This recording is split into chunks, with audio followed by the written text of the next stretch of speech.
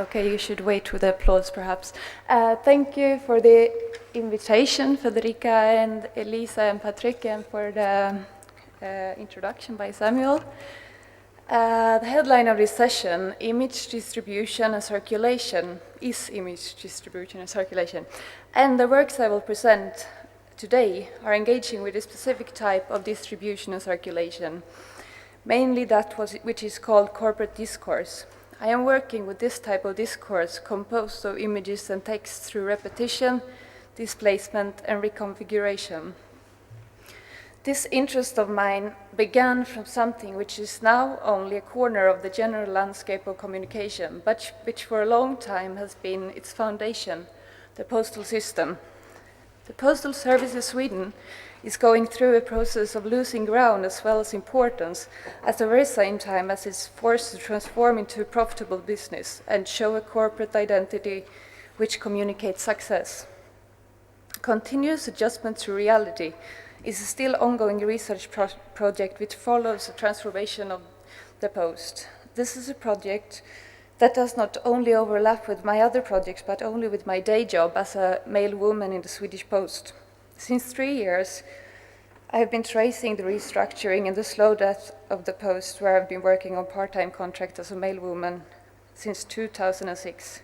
Over this period, I have been assembling an archive of communication from and about the Post, and this archive has served as a starting point for a series of works that has taken various forms, such as text, performance, installation, and objects.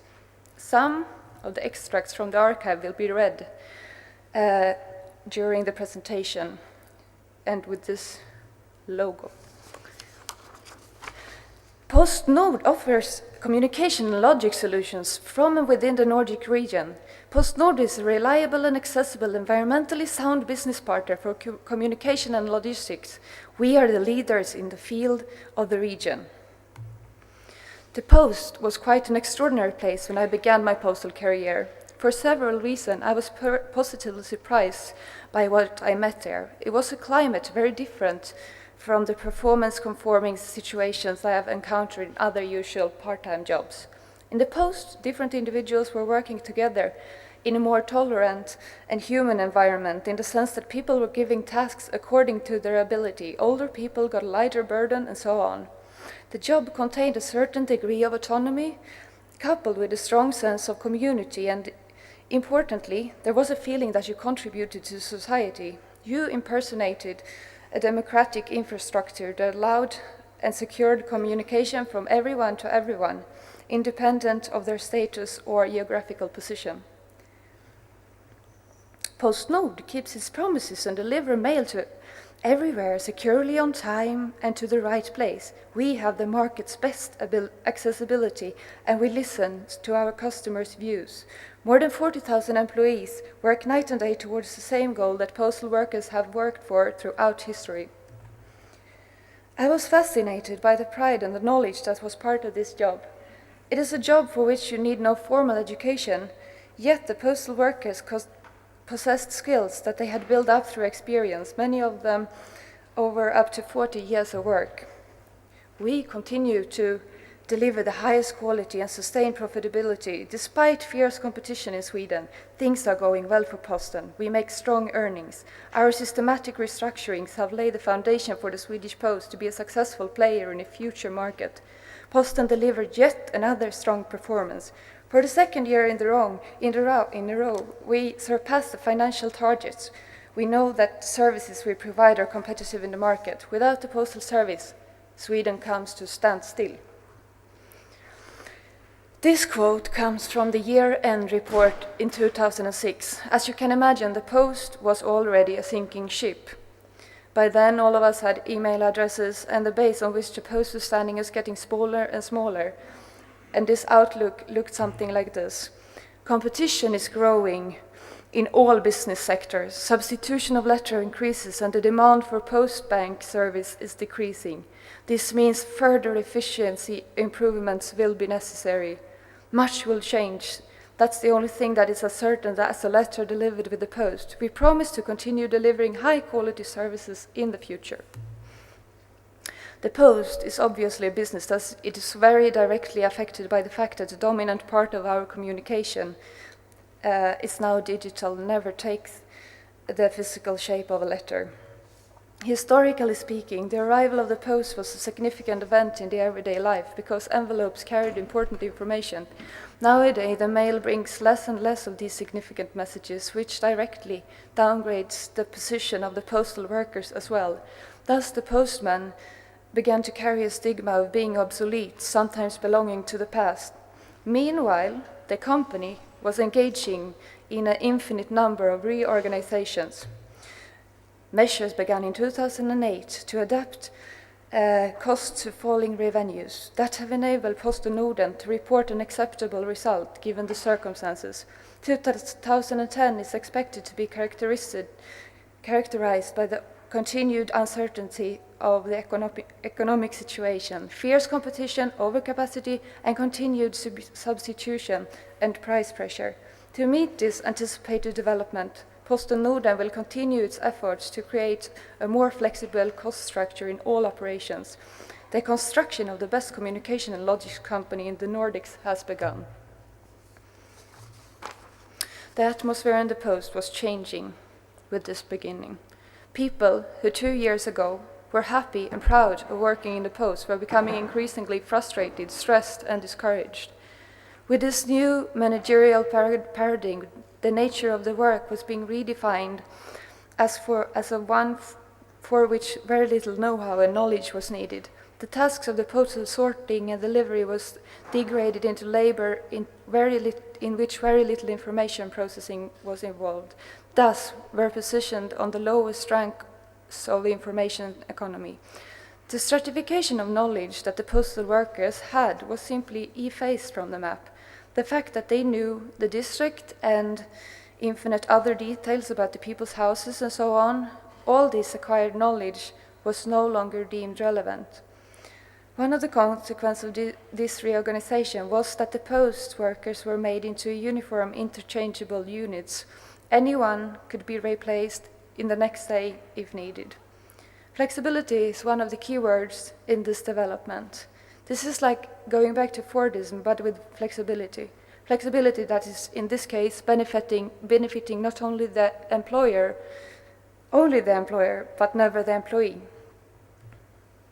A successful communication and logistics company in tomorrow's Europe will be a customer and result-oriented company with skilled, dedicated employees, a company where the owners and employees realize the importance of speed and flexibility in addressing necessary changes.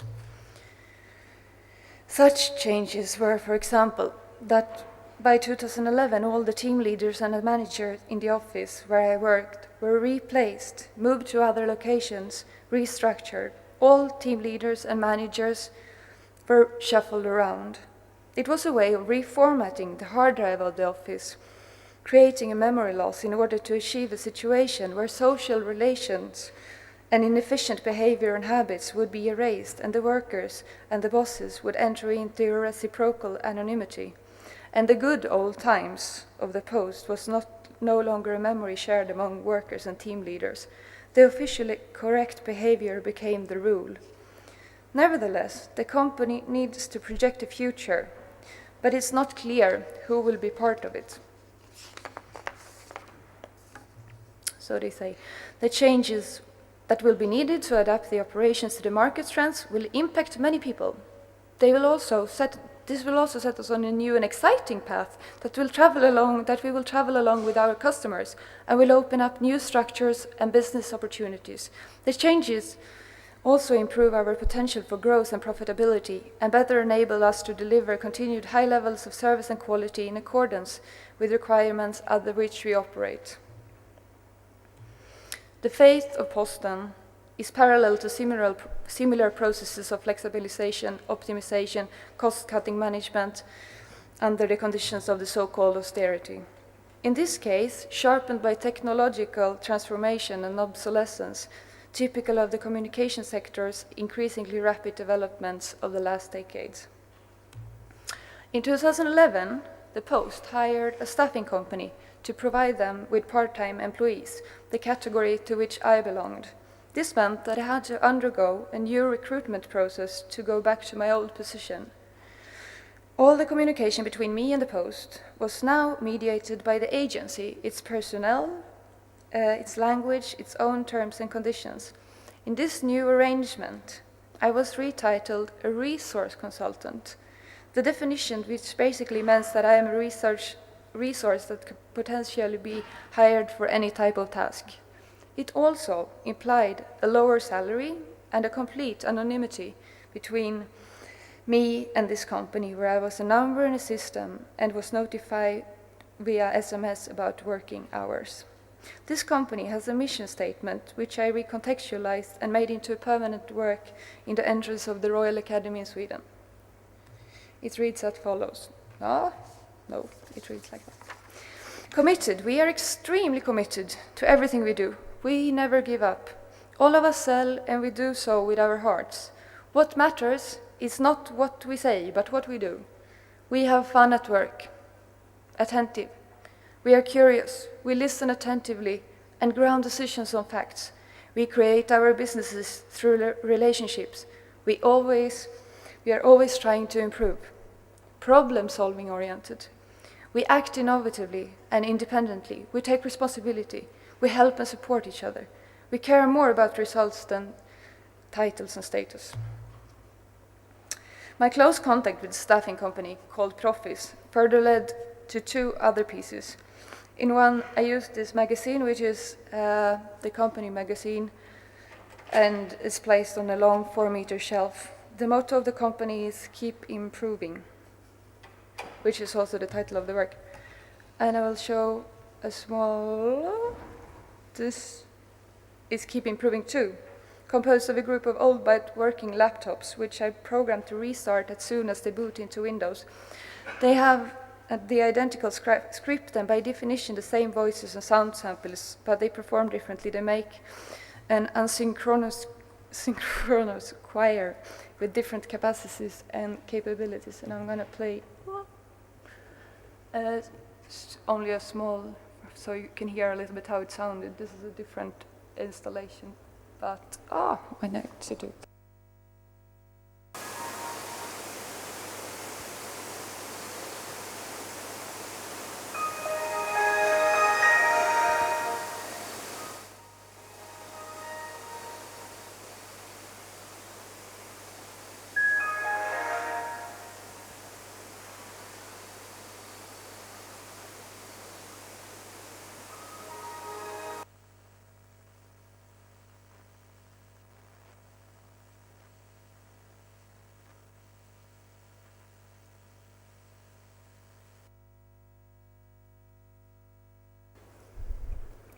And that was a different installation when they were more spread out, but they become this kind of choir together anyways.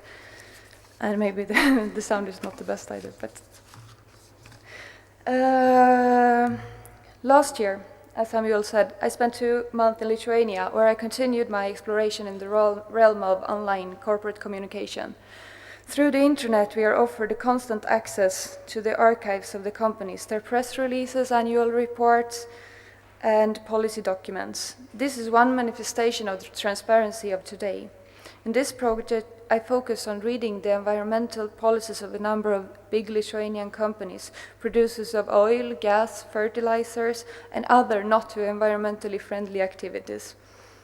But the acknowledged public, or better said, the target of the documents, should perhaps not be the humans, but the overall environment. Thus, I decided to displace and read this document to the sea. I performed 10 environmental policies, each one night with the Baltic Sea as the only audience. So what you see here is the documentation of the audience, basically.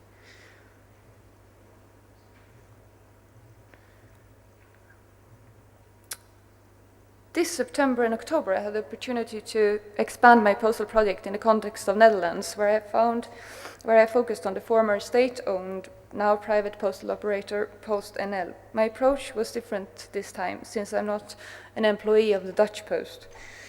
The field was similar, but the Dutch Post is even further ahead in its process of complete flexibilization. The outspoken strategy of phasing out all full-time employees and operating only with part-timers was almost brought to an accomplishment. PostNL now mostly recruits housewives, pensioners, and students, since this has become an occupation which you cannot make a living from. This was the central post office in Utrecht, where I was based. The office was closed in 2011, the last one to be closed in the Netherlands, and is now in the process of being redeveloped into a multifunctional consumer service establishment. Namely, one of the steps in the reorganization, PostNL decided to fully close all front-end post offices and outsources to licensed kiosks and news agents and other small vending facilities. The shutting down of the post office implied the restructuring of the mail distribution chain as well. This is where the postal workers work today. The mail are distributed to small hidden depots where once per day the workers, called post deliverers, come to these depots to pick up the post. This has several consequences. On the one hand, this creates an almost tailored separation between tasks, between what happens in the post office and what happens at the street level, thus lowering the knowledge of both sides. Nobody sees the entire chain. On the other hand, this produces scattering of a profound division between the working community, since postal deliverers basically do not have any other contact with other colleagues and or the management. They are unknown to each other and therefore cannot organize around common issues. The company also managed to implement the semantic invention of the mail deliverer. This is job position, which is eliminating the traditional postal worker in the Netherlands. The title is used to circumvent the contractual conditions and right of the full-time postal workers. Mail deliverers have close to the minimum wage, a lower pension, and are allowed one vacation day above the statutory minimum. My research in the Netherlands has been about outlining the intricate path by which the company manages to implement these radical changes smoothly, increasing profits while drastically worsening the conditions of the employees, the postal workers. The modality, these sweeping flexibilizations, are put in action through internal communication, which is complemented with press releases and publicity. After reading through the press archive of PostNL's website, I decided to extract some of the statements of their convoluted reality and position them in a time and space different from the constant piling of a press release upon press release in the web. I chose to engrave them by hand into found pieces of wood. Wood carving demanded a different speed and physical engagement with the text, and slow and painstaking manual labor of writing again and reading again, letter by letter. Through this activity of spending time with the text, I believe that some of the opaqueness of this language start to show.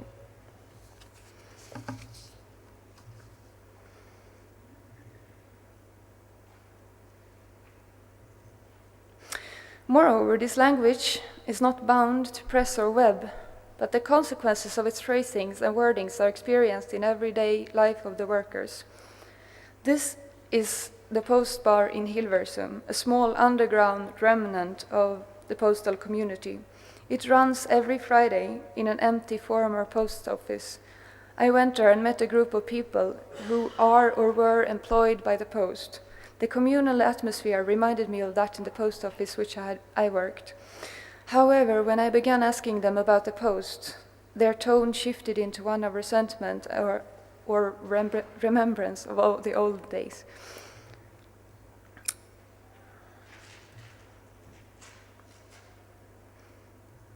I also met and interviewed several younger employees that had a different attitude, realizing that they worked under bad conditions, but that the easiest way to deal with this was to shut up, do the job, and go home as if there was no possibility for change.